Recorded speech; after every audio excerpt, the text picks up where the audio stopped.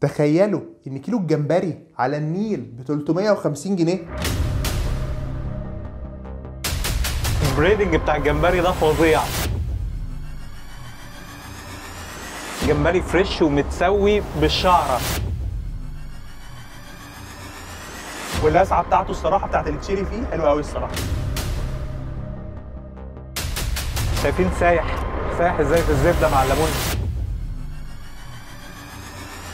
اهلا بيكم في حلقه السمك.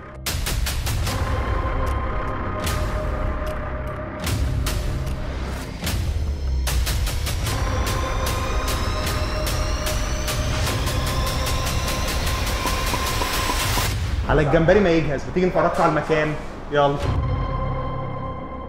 المكان متميز بان قعدته على النيل على طول، لانه اصلا في مركب في النيل، وده مخليه مكان مثالي للديت نايت، خروجه الجمعه بتاعت العيله بعد اسبوع شغل طويل، او حتى الخروجات الشبابيه، خصوصا ان الصور هناك على الفيو ده ما اقولكوش. والحلو ان كل الترابيزات بتشوف النيل، بس المبهر اكتر ان السقف بيتفتح، بتبقى القعده اوبن اير كده، وفي الصيف بتدخل تيار هوا يرد الروح. واللي فرق معانا جدا ان مش بس الحاجه فريش قدامك وبتختار منها، لا ده كمان مفيش كميه محدده انت مجبر عليها، ده انت ممكن تاخد جمبريتين او كابوريايه او حتى 3 صبيط، واي كميه مهما كانت بسيطه ممكن تعملها بالتسويه اللي انت تختارها، وتحاسب على قد الوزن اللي انت اخترته. اما اول دور بقى هو تطبيق حي ان مصر ام الدنيا، نيل وبرج القاهره والمراكب وراك.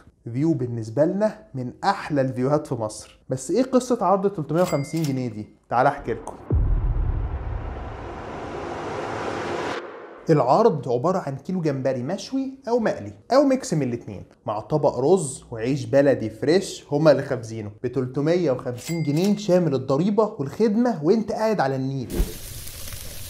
وكمان الاوفر ده معانا طول رمضان والعيد. تخيلوا. تعالوا نشوف جبنا ايه تاني. عشان نبقى جربنا كل طرق تسويه الجمبري عندهم، جبنا الجمبري ليمون باتر وسويت شيلي، ودول مش ضمن العرض، بس لو عايز نفس التسويه بتزود 60 جنيه للكيلو، ولو عايز ربع كيلو بس بتزود 15 جنيه، وبقيه الكيلو بيبقى مشوي او مقلي عادي. وطبعا مفيش جمبري من غير سلطات، فجبنا سلطه طحينه وطماطم مخلله.